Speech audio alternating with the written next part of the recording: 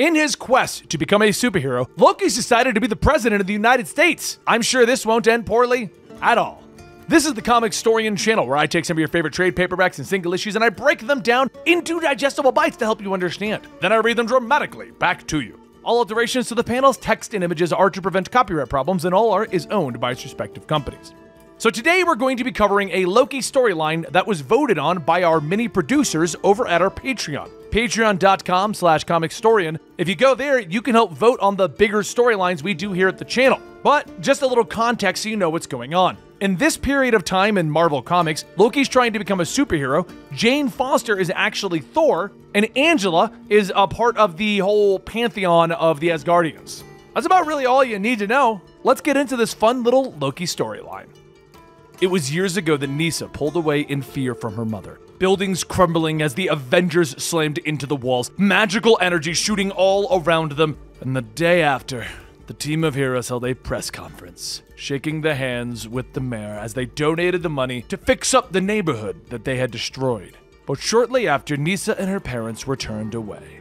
The construction was taking longer than it should have, and years passed. The governor then stands before the press explaining that he plans to run for president. But Nyssa raises her hand to the crowd. She is now a reporter for the Daily Bugle, and she questions why the government moved some of the money donated by the Avengers into his campaign fund. The man's career is ruined, and the country is once again shocked their politicians would lie to them. Years pass again, and Nyssa finds herself waiting to speak with the presidential candidates on one of their debate nights. So is this the spin room? The strange man asks next to her, introducing himself as Lucas. She barely listens to him as he explains how fascinated he is by the American political process. They aren't really competing with their ideas, they're competing with their stories, he explains, pointing out that their facts don't matter, merely whether their voters believe in their story. But as Nyssa looks around, she realizes that some of the press badges don't look like hers. And suddenly, people begin to pull guns, shouting at everyone, "Hail Hydra! America, your choice is false! No matter your president, this country will be ash and Hydra will feast on the bitter dust!" The leader shouts. As the candidates begin to enter the room, the terrorists open fire, wounding one of the Secret Service agents, when suddenly Lucas begins to change in a swirl of magic. Never fear! A god protects you this day. Loki calls to the crowd as he reveals his true form. Magic snakes begin to curl out of his spell, biting into the Hydra agents, and as they fall, Loki lands and watches the candidates being quickly removed from the room. The reporters quickly surround the god, demanding to know how he knew about the Hydra plot. "No, I didn't. I was trying to lay a bit low. I've been rather entertained by this election of yours and thought I'd get a closer look," Loki explains with a smile. The other reporters ask who Loki is voting for, and he continues to smile and explain, "Both of them are liars. Listen, these candidates dance around questions like they're hot irons. They make up half positions based on what they think people want to hear, and then once they're in office, they do whatever they want anyway. If I were president, I'd have the guts to lie to your face," he tells the people as the cameras train on him. And throughout the country, the internet begins to blow up about Loki. Some people supported his statement, others laughed about the god of lies calling people liars. Nyssa watches as a reporter asking Loki if he'll run, but he ignores the question and tells everyone it's been fun, his eyes locked on her as he prepares to leave. Days pass and news outlets can't stop talking about Loki's words, and eventually Loki appears on J. Jonah Jameson's news show, where the old journalist cuts through Loki's words, demanding to know the truth. "How do you expect to run for president?" Jameson asks, pointing out that Loki wasn't born in America, but Loki smiles, explaining that during one of his rebirth processes, he was actually born to a couple in Accident, Missouri. "I did happen to come across my birth certificate, should I need it for some reason." Finally, Jameson waves him away, hitting the button for his special guest caller. "Nyssa, are you there?" Nyssa speaks over the phone, trying to explain to the people of America who Loki truly is. Wait, is this the Nyssa that I met at the debate? The Nyssa that was so good to talk to the other day? Before things went sideways. Why are you calling in? She reminds the country about the neighborhood that was destroyed by the Avengers, destroyed while they were fighting Loki. You did it, Loki! You leveled the homes of poor working families while trying to fight off the Avengers. She accuses him, and for a moment, Loki tries to come up with an apology, but Nyssa continues on. How is it any different? You're a supervillain trying to make people into making you the ruler of the free world. She shouts, trying to make the people understand that they can't give Loki attention. You cannot vote Loki as the president. She jumps as Loki's voice comes from behind her in the apartment. Nyssa, I don't want to be a joke. he tells her calmly. On the TV, Jameson looks confused after Loki disappeared, and Nyssa reaches for her gun. Loki puts up his hands, finally telling her the truth. I was thinking about running for president. He explains that he believed what he said about the country's candidate. I'd be a better president than any of them, but knows that the people of America see him as a joke or a supervillain. I'd like you to meet the team that I'm putting together, and we can do a proper interview. You'll have total access. She shakes her head, telling the god that she has no interest in being his political pawn. And Loki nods. I understand. Be as fair or unfair as you like. This little experiment is probably going to go down in flames, but if I win you over. And finally she demands that he leave, and Loki walks out the door, and as he walks away, she finally calls out to him. What's your headquarters address? She sighs. Loki smiles as he walks away. The next day, Nyssa is met at the front door by Angela of Heaven, head of Loki's security. Loki greets her inside under the disguise of a woman this time, and he leads her through the headquarters, showing her the rabid worshippers who have already begun to believe that he could be the next president. They sit down with Loki explaining that he felt that she would be more comfortable if he appeared as a woman. She pulls out her pen and paper as Loki explains that he wishes to represent all Americans. Would you like to know some of my policies? He asks as they begin. And that night, Nyssa speaks on the phone with her editor as the man stares at her headline. Loki will burn Washington. And as they finish their call, the editor looks down as a new call comes through almost immediately. He answers, his eyes becoming dull. Okay, he whispers, trying to type away at the computer, and the next morning, Nyssa wakes to her phone going crazy. She glances at it, shocked by the number of missed calls and messages, and quickly goes to her laptop to discover the editor changed her headline. No! She gasps as she reads Loki's campaign. Something to get excited for! She turns on the news where everyone is talking about Loki is running for president and referencing her perfect little article. The truth is shocking. Barely anyone read past the front headline. The news changes, showing a close-up of Loki's smiling face. It is my pleasure to announce my candidacy to become the next president of the United States, he says with a smile, seemingly staring right at her. Anger fills Nyssa as a knock sounds at the door, and she rips it open to reveal Thor standing before her. What is this? She demands. Meanwhile, a little girl runs through the forest, a toy in her hand. This is Susie. She's 8 years old. She loves her family, baseball, and Carol Danvers. The image changes, showing a terrorist dressed in black holding a weapon. This is Octavio von Bardas, leader of the Latvian terrorist group, Doom's Children. He would love to see Susie die. The voice explains that both candidates have requested a meeting with the terrorist over Skype. And then images of Loki fighting the Avengers appear. I have fought the Hulk on several occasions, and he pounded me into dirt every time. But sometimes you just have to fight. I'm Loki, and I approve this message, he says with a smile as he picks up and holds Susie. Nyssa looks up at Thor at her doorway as the goddess of thunder holds the newspaper before her. Foul herald of destruction! You would sell your country for what? What has Loki promised you? Thor shouts. Nyssa looks at her, questioning whether Thor actually read the article. The goddess stops and begins to scan the words. Oh, indeed, thou dost burn him, she whispers. Nyssa nods, explaining that it doesn't matter since no one seems to get past that headline. He used me. It didn't matter what I wrote. It all just fed his fire. Can't you just hit him in the head and drag him off to the Norse god jail? Nyssa asks, but Thor shakes her head, explaining that technically, Loki hasn't done anything wrong. The Avengers don't like to get involved in politics. This is your arena. This is your fight, Thor explains to Nyssa as she begins to walk out, and Thor turns back, handing Nyssa a Loki campaign door hanger. This is your door. Good luck, Miss Contreras. And after the goddess left, Nyssa stops looking at the flyer. She peeks her head into the hallway, realizing that no other door has them. Yeah, Thor just gave me a clue, she whispers to herself. That night, a football stadium is alive as a crowd shouts for Loki.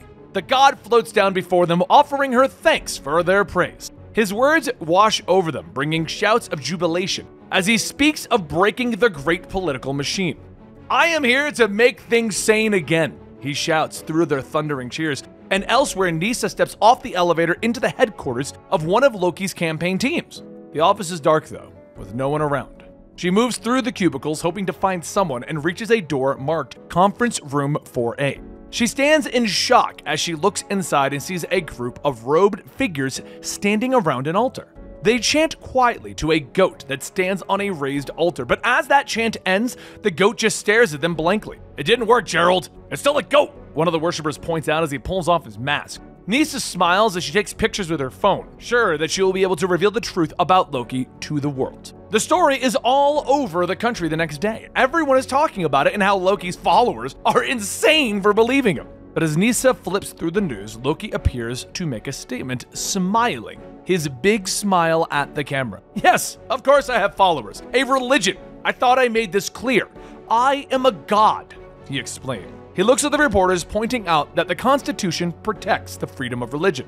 Feel free to join ours, he says with a smile. And across the country, believers of Loki are cheering with joy at their candidate once again dancing around the questions of the media. Nisa just groans, sitting back against her couch. The next day, she speeds through traffic, the Hydra agents from the attack finally having come out of their coma, and they're now being transferred to a minimum security prison. She heads out there hoping to get a statement from them about Loki's involvement in the attack, but her eyes widen as she slams on the brakes. The road ahead is blocked by the flaming wreckage of an overturned bus. She stumbles out of her car, shocked by the death and carnage of the agents' bodies, and in the fire, she swears that she sees Angela, head of Loki's security. She rushes back for her phone to get an image on her camera, hoping to capture an image as evidence, but by the time she returns, the warrior goddess has disappeared. I hate gods, she whispers. That night, a car has stopped outside of the capital of Latveria. The guards search the car and find nothing. With a rap on the hood, the driver is ordered to pull away, and the man gasps for breath, shocked that they managed to make it through without being killed. That's why we don't bring weapons, but we certainly have them on our way out. At home, Nisa continues to do her research as the first presidential debate begins to air on television. The questions quickly turn to Doom's disappearance in Latveria, and how the country is now divided into two warring factions. How does the US respond? The mediator questions, and both Democrat and Republican candidates agree that US peacekeepers should be sent in to stabilize the region. Loki brings a look of concern from the crowd as he explains that he believes the US troops should not be sent into the region at all, that he learned that righteous violence only brings about more violence. Nisa smiles as she hears those words, quickly bringing up the internet and starting to book a flight to Latveria. I've got you this time, she whispers. Several days later, a large group of Latverian rebels gather outside of the walls of Doomstad, capital of Latveria. Now that we've gathered, it is time to strike, their leader tells them in hushed tones. Another stepping forward, his arms folded. And a newcomer got a smartphone through so we can document it, he says, nodding to the woman with her face covered. The rebels slip inside of the walls using a secret passageway, and they move through the streets, taking their allies towards Castle Doom. What are we doing? What are we going to do tonight? The newcomer asks, holding up her phone to film everyone's responses. The leader turns, pulling down his face mask so that the camera can see him, and he explains that the Latverian New Prosperity Alliance is trying to end the law of Doom, trying to free the city from the clutches of Doom's children. They round the corner, finding a small door. Okay, this is it, one of Doom's forgotten weapon caches. This will allow us to overpower the Doom's children. Perhaps there's something in there strong enough to take on another nation. Outside of the walls, one of the guards notices the rebels' tracks. Becoming suspicious, he calls in an alarm. Meanwhile, the rebels at the door are having no luck. Strange ruins appear on the door, hitting them with a magical blast. And as the guards begin to move towards them, one of the rebels steps forward. I believe I see the problem. You see, Von Doom has always made use of technology as well as magical, he says, tracing a ruin into the door and immediately popping it open. As the guards draw closer, the rebels rush in, grabbing everything that they can find that looks like a weapon. One of them reaches to charge his new pistol as the guards order the rebels to get on the ground. And with a simple click, the weapon detonates, destroying part of Doom Castle and taking out both the rebels and Doom's children. In the distance, Loki watches with a smile as he drops the disguise that he was wearing. Huh, that went great, he says, waving his hand and opening a portal to his current rally, yelling a greeting to the Americans as he steps through. Say hello to the rest of America, Nisa whispers as she finishes filming Loki interfering with the foreign nations. Nisa smiles as she checks the news, waiting to board her plane. The world is in an uproar over Loki's action, calling him a vigilante on a global scale. Aboard the plane, the other passengers discuss the issue, calling what Loki did a war crime, while the news itself is talking about Loki's campaign being over. But by the time the plane lands, the nation's tune has changed.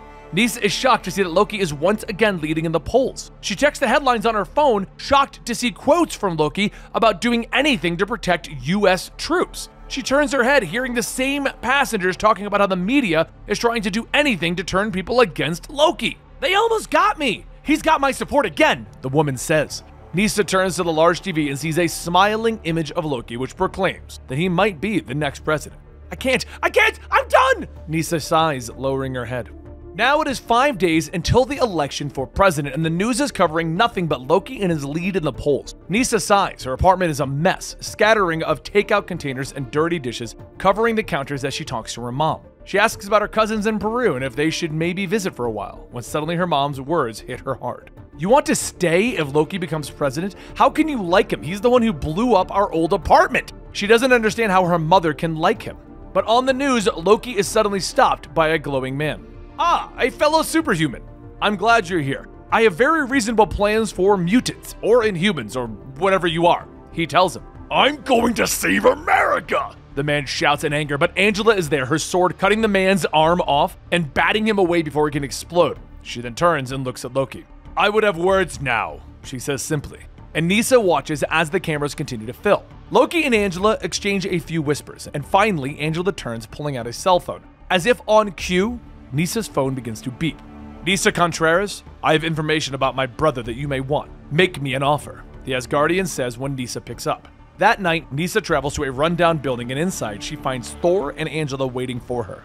We can both agree that Loki must not be elected, Thor tells her after they greet. Nisa turns to Angela, shocked that Loki's head of security is fighting against him. I call America my home now. I do not want Loki as president. Are you insane? Loki anticipates an open attack, but infiltration, Angela tells her. They agree on the price for Angela's information, and Nisa turns over a lifetime subscription to the Daily Bugle. Thor then turns to her. You didn't tell me that that was the deal, she says.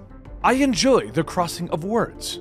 She explains that since she saved his life earlier in the day, she asked him about his involvement with Hydra as payment. She motions around them, explaining that they are standing in Hydra's cell base of operations, Thor pointing to one of the computer screens. That is their leader. I believe you met him. Thor asks. And Nisa gasps as she recognizes Loki's disguise as Lucas from the President debate. Thor nods, explaining that Loki staged the attack to gather people's attention. Publish this, Nisa. The election is only days away. The people have a right to know, Thor tells her, and Nisa nods. You got it, but if this doesn't convince people that a supervillain is running for president, nothing will. The story, of course, is blasted all over the news the next day, and as Loki left his headquarters, a large crowd is gathered outside. Some waved signs calling for Loki to be imprisoned. Others read the news and weren't surprised. I thought they figured that out when the Hydra guys died, one Loki supporter points out. Dude did what he had to, another nods. And as Loki steps out, he admits that he never claimed to not have set up the whole event. But I did manage to take out an entire branch of Hydra while I did it, didn't I? People begin to argue amongst themselves. Anti-Loki voters point out that Loki is evil, and all those who follow him are also evil. Pro-Loki voters jump into the fight, pointing out that the establishment is evil, and that people are stupid if they don't vote for Loki. As the protest turns into an all-out brawl, Loki makes a quick exit. And more days pass and the country seems to be going crazy. The stock market crashes, neighbors fight against neighbors for their beliefs. And now it's a day before the election and Nisa is watching the carnage across the country on her television when there's another knock at her door, so she gets up to answer it. I'd rather not speak anymore about Loki, she calls out to whoever it is, but looking through the peephole, she reveals that it's Loki. Hi, Nisa. It's Loki, he says through the door. She lets him in to thank him for not teleporting in. See, I'm learning, he shouts with joy. Loki explains to her that he didn't want any of this, that if people don't want to vote for him, that's their right. But this fear, this violence, it has to stop, he tells her. He turns back to the window and asks her to do another interview, to speak the truth to the people of America. I promise I will not tell another lie, he says to her, but Nisa isn't convinced, questioning whether he'll spin what she writes again. We'll do it live, he says, snapping his fingers. In a blur of motion, Nisa and Loki are standing on a stage before a live studio audience of his strongest believers. Good evening, everyone. I'm Loki, and I'm running to be your next president. He introduces everyone to Nisa and explains that he will be giving an impromptu interview. Across the country, the broadcast takes over everyone's televisions, forcing them to watch Loki. And he turns to Nisa and asks, "What is your first question?" "No," she says simply. And he looks at her in confusion as Nisa explains that every time she tries to reveal something about Loki, he spins it so it helps him. And she motions to the crowd. "I'm done talking to you. Talk to them," she tells him. And there's a brief pause before Loki's smile returns. He turns to the crowd, asking, "And do you have any other questions?" The first gentleman steps forward, asking if Loki was really born in Maryland. "No, but my birth certificate is authentic," he says, letting the crowd know that he'll let the courts puzzle over it instead of explaining it to the crowd. Another woman steps forward asking what will happen when Loki implements a single-payer healthcare system. But that's when an angry man jumps up in the crowd, accusing the woman of not listening and that there would be no way that Loki would implement a government-run healthcare system. As everyone begins to shout and argue, they all finally turn to Loki for an answer, and he sighs, explaining to him that he has been campaigning so hard, trying to fight against the terrified media, that he hasn't really had time to sit down and really think on the issues that are present in the country. "You haven't decided on anything yet?" the woman asks, shocked. "I care too much about the issue to take a firm stance right now," Loki explains. More questions begin to come in. Gun control, Mutant Registration Act, the superhero community, but Loki doesn't have an answer for any of it. He explains that while this group wants one thing, there are others in America that want other things, and that he represents all of the people of America. Nisa leans back on the couch, pointing out that Loki wanted to be president so badly that he didn't think of anything beyond the other candidates being bad. The crowd gets angry with Loki, pointing out that he said that he would destroy the machine. "Did I? Do you even know how your own government works?" Loki asks, anger creeping up in his voice. He stares at the crowd, looking into the camera so that the people of America can see him. "You'll all still vote for me. You have no better option. Stop lighting cars on fire, you idiots. That's all I wanted. Have a Super Tuesday," he shouts. And with those words, the broadcast ends as Loki is gone. Election day. The news calls the polls across the country, showing that Loki has lost in all but a few states. Watching the news, Jane Foster smiles. Angela cheers, tossing her plate of pie, and Rocket and Groot shake their heads. The Daily Bugle gets a hold of Nisa, commenting how she's the only one in the media that always spoke out against Loki. That she saw him for what he really was, and Nisa smiles on the phone as they offer her a nice job with her own cable show. As she hangs up the phone, the voice speaks from behind her. "I lost," Loki tells her, and Nisa smiles at him, commenting that if he's so sure that he lost, maybe he should make a concession speech. "I'll let them sweat it out while they count California." "So this whole experience got you your own cable show?" Loki asks, a look of innocence coming across his face as he looks up. "I wonder, who would believe that in my quest to do the wrongs of my past, I'd stage an entire presidential campaign simply to help make the random destruction of a little girl's home lead to a brave woman's career of speaking out against bad politics?" Nisa is shocked for a moment before she speaks. Loki arranged everything to help her. No. You're definitely full of it. You didn't do any of this. You didn't arrange this. I did this, not you, she says with a disbelieving smile, and Loki turns back from the window, beginning to float away. "Are you sure? The best thing you can do is affect change on a small individual level. Bye, Nisa," he says as he drifts away. She watches him for a moment before whispering goodbye. And as he drifts into the night air, Loki shakes his head. Yes, maybe it was the moral all along. He muses, reaching for his cell phone, dialing someone, and he smiles. "Yes, you weren't doing so well until I split the vote. Yes, I think that would be a very adequate act of gratitude. Congratulations, I concede," he says to the other candidate. And there you have it, an interesting tale about Loki. This is during a period when Loki was trying to be a good guy, so I don't know, there's a lot of fun Loki stories, but they're all kind of individuals. There is no ongoing Loki storyline, so if you want to see us cover more Loki stuff here at the Comicstorian channel, check out our Patreon so you can get a direct vote on the next Loki storyline we're going to be covering. Also, don't forget, you can also just let me know in the comments down below. We don't ignore those, we actually read quite a few of those. So come check out our Patreon, patreon.com/Comicstorian, join the mini producer tier, or just stick around here at Comicstorian, and we appreciate each and every one of you for watching our videos. Thank you, and I'll see you next time right here